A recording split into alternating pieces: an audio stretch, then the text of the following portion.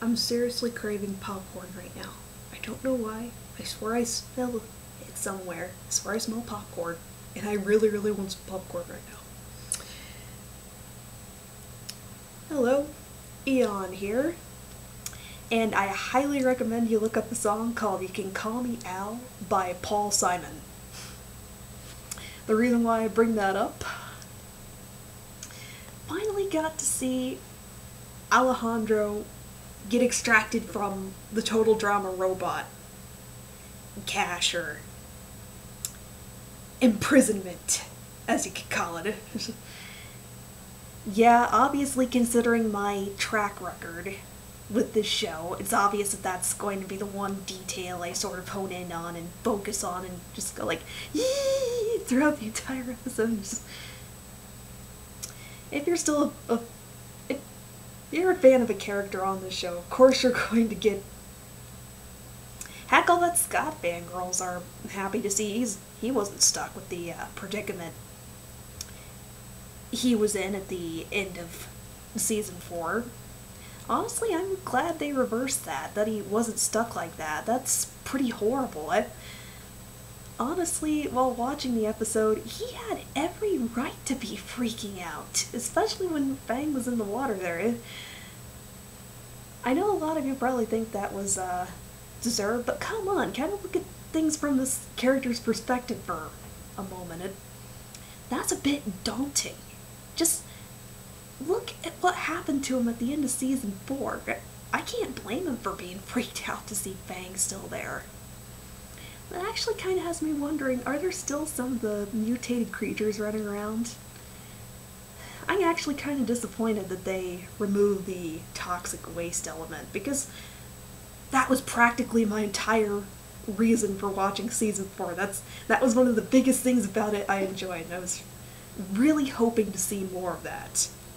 I was really hoping to see him face off against radioactive creatures, and as Sam said at the beginning of the episode, it would be awesome if he and Dakota were mutated monsters. That would be awesome. I kind of wonder if I'm one of the only few fans that actually wants to see the return of the mutated monsters and all the freaky stuff. Beyond that particular point, another thing I was really satisfied with in this episode, besides really, really obscure stuff, were the character interactions. I'll be honest, I thought that the Gwen, Courtney, Duncan love triangle was going to come back with a vengeance, but in all honesty, it really didn't. They made the necessary allusions to it. They sort of tied up loose ends, sort of had the characters comment on it, but it wasn't overbearing. I appreciate that it wasn't any kind of major focal point within the episode, that it was just kind of pushed under the rug and off to the side. That's a good thing. I was actually kind of glad to see, even though Courtney didn't get much screen time, it was nice to see her doing something other than trying to go after Duncan and Gwen. I'm actually kind of hoping for character development of some sort on her part. I'm actually excited to see where she goes as a character. And another thing, I felt sorry for Scott. I felt really sorry for Gwen in the introductory episode. Sticking her on the Vulture's team,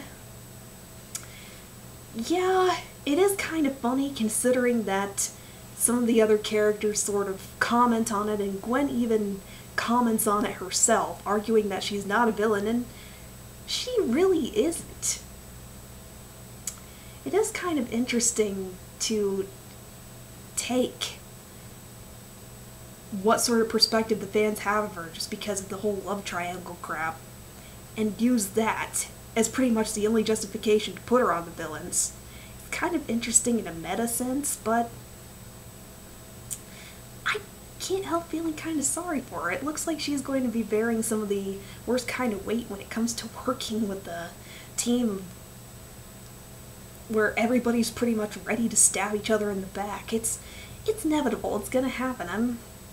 It was actually kind of surprising that they won the first round, considering who your lineup is. Just, they're gonna end up squabbling with each other. I was actually kind of surprised there wasn't more tension or drama going on between them as of yet, but it is coming sometime down the road. That much is pretty much obvious. And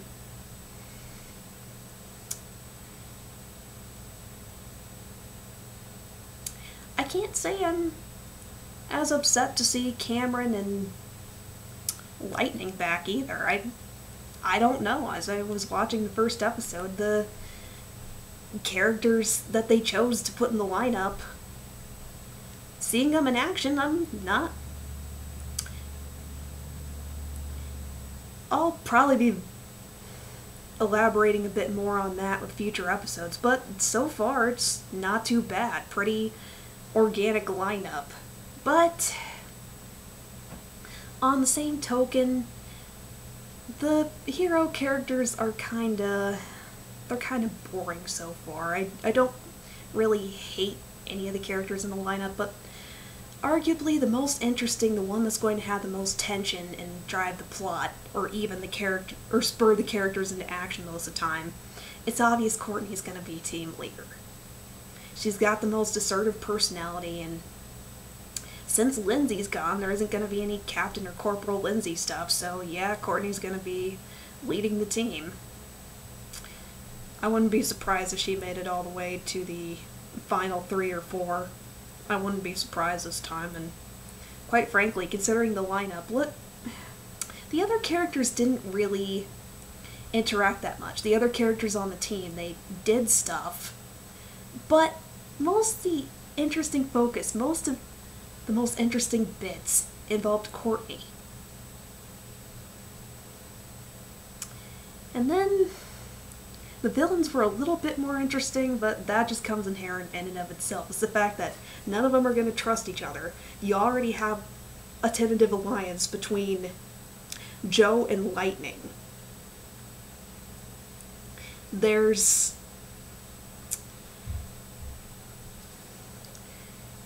Duncan and Gwen. There's Gwen's dilemma, obviously. The fact that she thinks she should be a hero instead of a villain.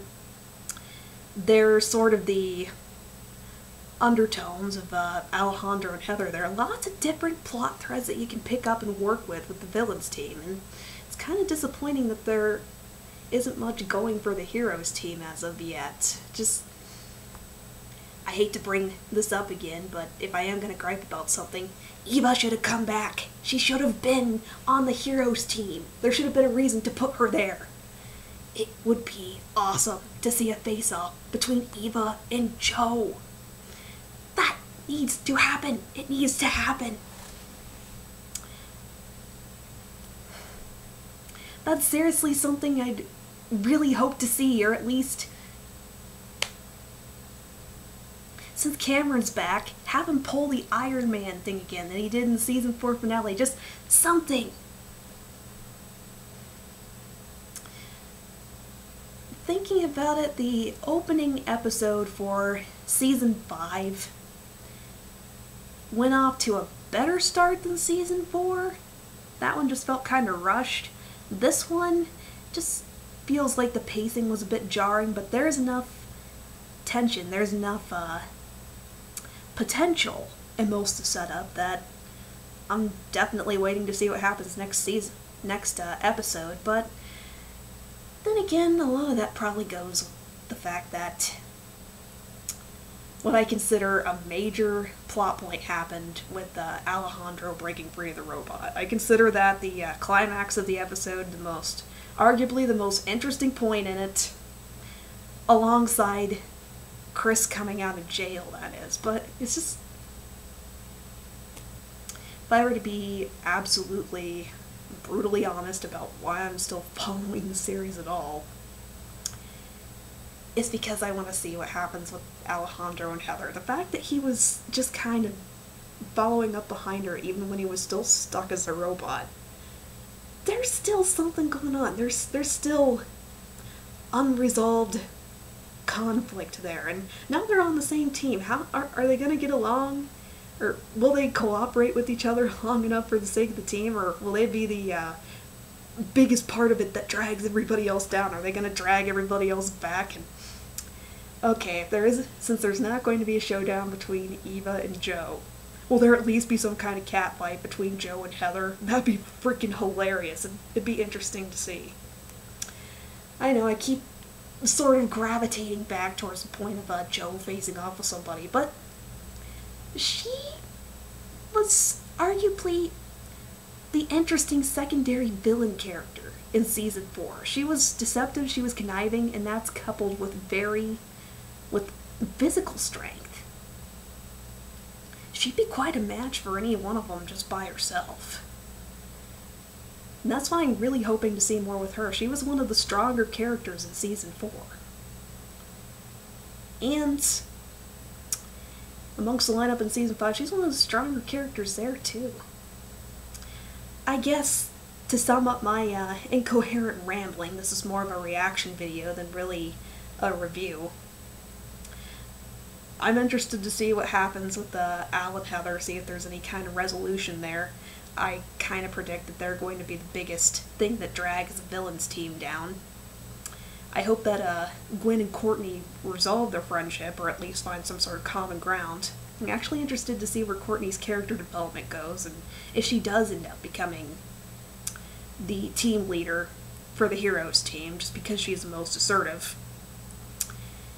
If there's any showdown between Joe and any other quote-unquote teammates, and how far her alliance with Lightning goes. What's going to happen with Scott, maybe? I think most of the season, with Scott being back there, he's probably going to end up being the comic relief character with Fang chasing him. He's going to be downsized to being the comic relief. I might be wrong. I hope I am. Because alongside Joe, he definitely was the main villain in season 4. And to see him reduced to just comic relief, come on! He's standing next to, arguably 4 of the most ferocious total drama competitors. Heather, Alejandro, Courtney. Him being in the same competition as those 3. And Joe, I forgot to mention her. Him being in that lineup, that's actually something I've wondered what would happen if they were to team up, if they were in the same season together. How would they interact? How would they face off with each other? I'm actually more interested to see how they'd take each other down than how they're going to cooperate and come together as some sort of team and just... Who knows? Another thing that's just randomly popped up. What if Gwen does start trending towards villain behavior? What if she just gets fed up with trying to be the nice guy and just gives in and ends up being the most ferocious villain out of all of them? That'd be a pretty major twist. If something like that happens, I would not be averse to the final 3 or 4 leading up to her and Courtney facing off. Lots of potential. I will give the first episode that. It was kind of a jumpy start, but not bad. Definitely reeled me in. Definitely looking forward to seeing more.